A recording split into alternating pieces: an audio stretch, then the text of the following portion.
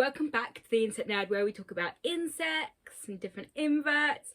I've even got some white tree frogs, Luna and Neville, and Farah. I've done videos on those, so have a look at those on my channel as well. But today we're going to just sort of kick straight into it for you. I'm not going to tell you my life story, even though it's a great story. What can I say? So we're going to be talking about Diaphrades Gigantea, sorry.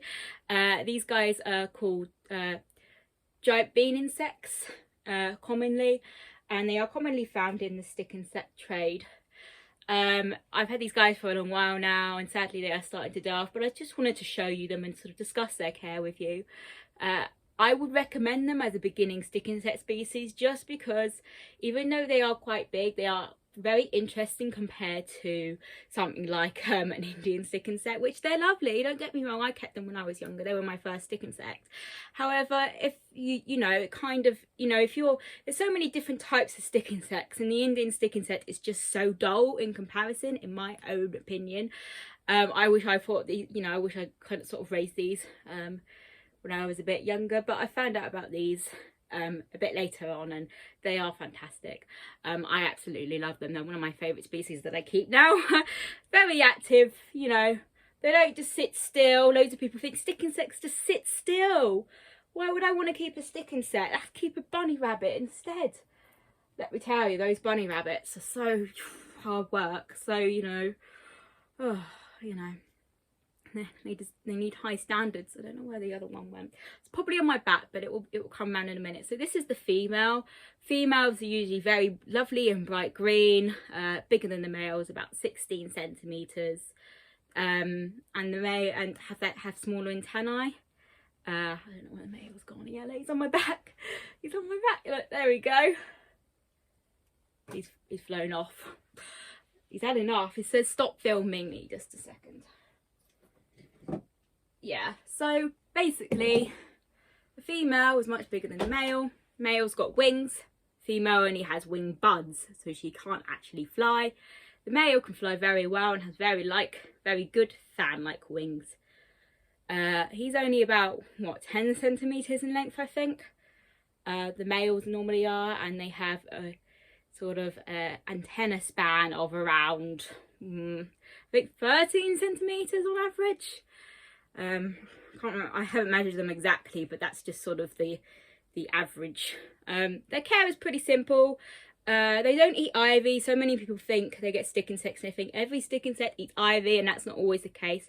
So I really urge you to check what they eat, not just sort of go to, oh yeah, I mean, Indian stick insects must eat ivy, so you know these guys must eat ivy. These guys eat a mixture. They can eat oak, rose, bramble. I'm feeding my oak because some of the rose and the good quality bramble is kind of has fizzled out a bit at the moment for the winter.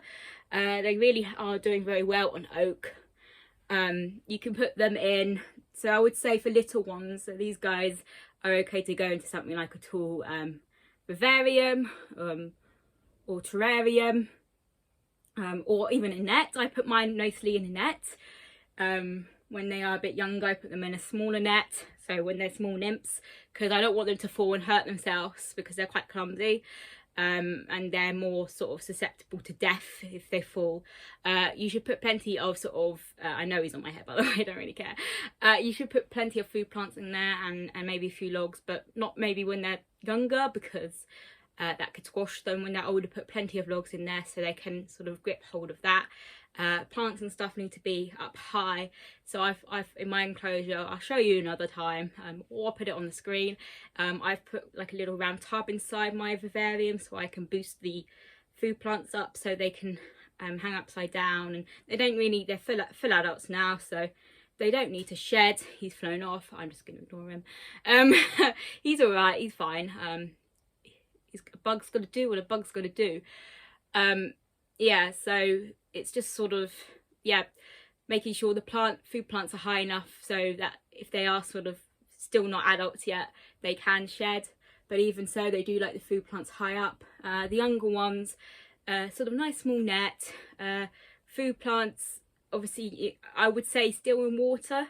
And you make sure all the holes in, if it's like a paint pot you've got, put a bit of kitchen roll in there or cover it with a cloth so the stick insects don't fall in and drown, because you don't want that, obviously. And they're very tiny and they're very delicate, so I would really start with sort of a smallish net, and even maybe put them in loose when they're first hatched, because they can be quite delicate.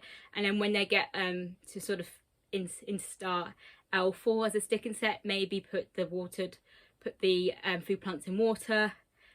Stick insect nymphs are very delicate. I have some delicate ones at the moment.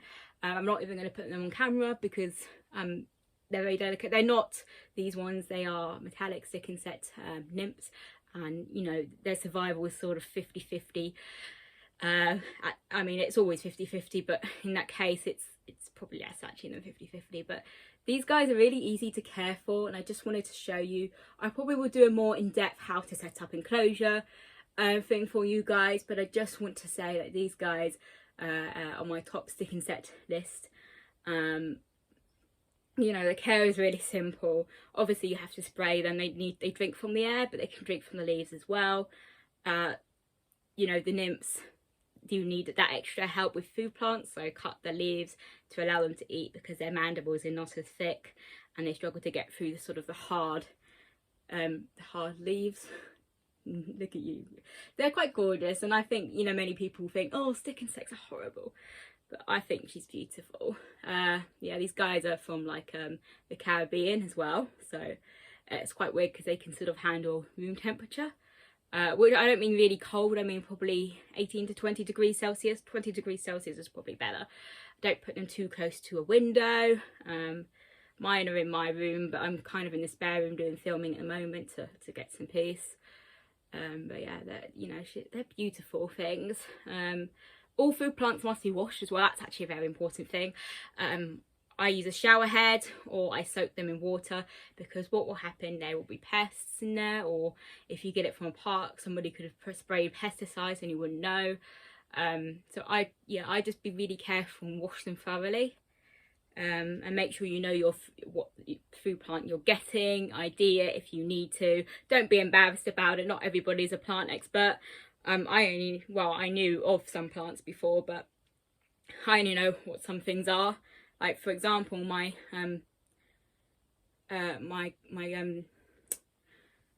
elephant hawk moth. If you haven't seen the video for that, I don't think I mentioned what it eats because I just wanted to talk about it. But yeah, no, as a caterpillar it eats fuchsia, and I didn't know what fuchsia was to start with, so don't worry about it. Just look it up and make sure you get a match with what plant it is, so you don't feed them the wrong thing. But yeah, they live for an average of 1 to 2 years, which is really good for stick insects, whereas something like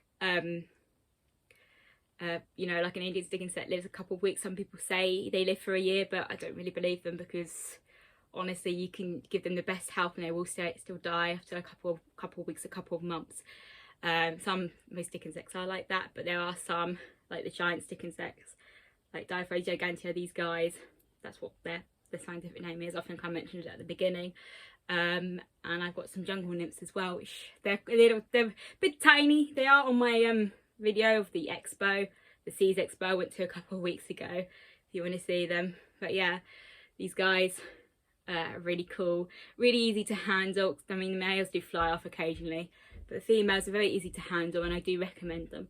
The only thing is, if you are young and you haven't had too much experience with stick insects, these guys have got spikes around the thorax, and sometimes they do squeeze their legs. So really, if you're keeping them as somebody who's younger, I would probably advise wearing small gloves, just in case, so you don't cut your fingers, or you know, getting an adult to hold them with you. There's no really danger. It's just sometimes they do kind of grip, and then spikes kind of, especially in between this bit here. And they kind of give you a little cut, but it doesn't go deep. It's just like a little prick on your finger. But except from that, they are great, and I really recommend them as a beginning species. The Indian stick insects are a bit, you know, so many people keep them and think, I don't want to keep them because they're so boring, and then they keep something like this, and then actually it's a bit better. There are loads of really cool phasmids in there, stick insects and leaf insects. So, you know, yeah, that's these guys are amazing, and honestly, I really highly recommend them for you. That was just sort of a quick video on stick insect care, a little bit. I will do sort of a setup for you another time, but thank you for watching for these sort of short videos.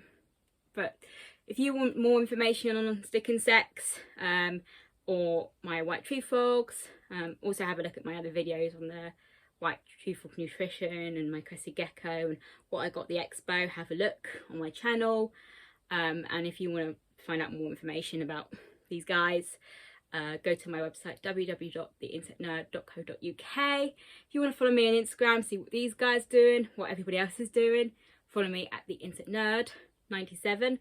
I'm also on TikTok. I'm alright at it. I'm very new to it, so yeah, I'm just sort of playing around with it. But if you want to follow me, I'm the Insect Nerd on there as well, I think. I'll leave some links down below probably after this video. But thank you for watching, and yeah, have a great day.